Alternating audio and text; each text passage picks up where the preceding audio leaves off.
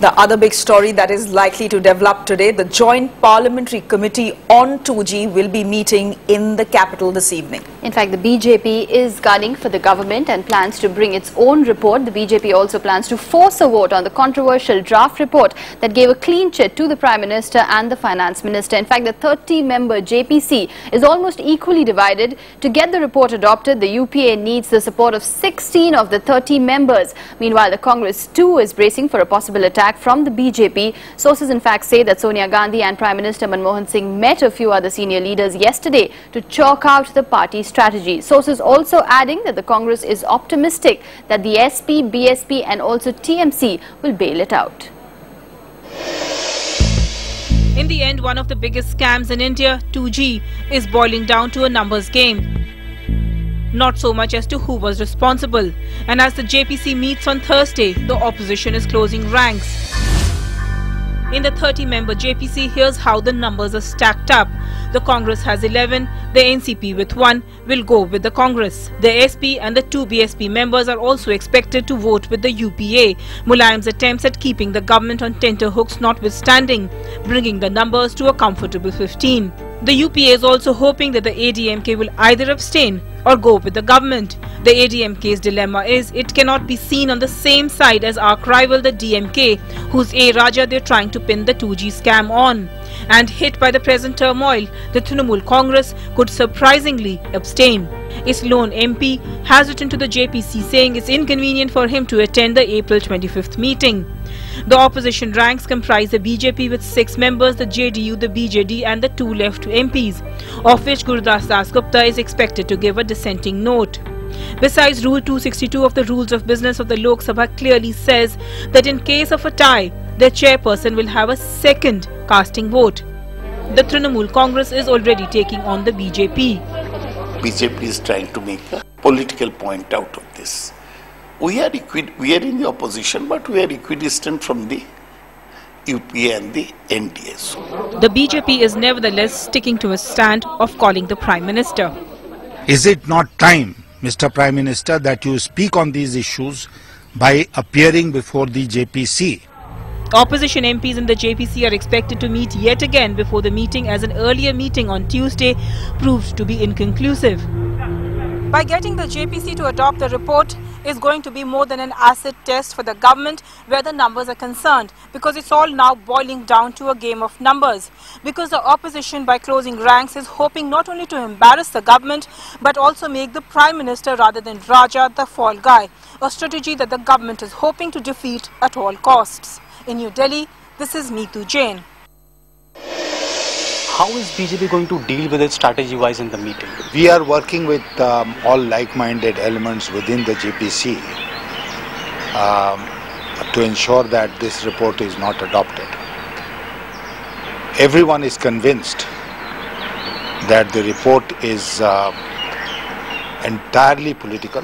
This is something which is bothering many members of the JPC. Our effort is... Including some non-BJP members, you're saying? Of course. Very large number of non-BJP members. Do you have a dissent on the report, or you could, just... Let's see what happens to the draft report first. Dissent reports will be decided only after we see what happens to the draft report. Okay. One final question, sir. Anything specific, do you think there's still a ground for a meeting ground between the two parties? At the moment, it appears very difficult. Of course, the stand of the Congress is going to be that, the BJP couldn't decide on calling the Prime Minister, so therefore you can't help it. But the fact does remain that the Prime Minister and the Finance Minister should have been called. This is an old issue. As far as the JPC is concerned, this is a closed issue. So he may write another letter or he may go on writing letters. That is something which is outside the purview of our committee now. Because on the 12th of February... So the purpose of writing such a letter is? I do not know. That you have to ask him, because he is in the habit of writing letters, and it's a good thing. It's a good hobby. And as far as we are concerned, on the 12th of February, we have closed our deliberations, and I am authorized by the committee to make the report. And in 2 months' time, I have made a draft as impartial as possible. as objective as possible. You're saying that it is an impartial, objective draft, but A. Raja does not agree with you. And you know, whether the issue of natural justice is concerned, the fact is that before you make A. Raja the fall guy, he should have been called. And now Raja is sent a 112-page note, and it is a very convincing note. Because Mr. Raja does not agree with our note, that is why I said it is impartial. If Raja say that this note is okay, then it can't be taken as impartial.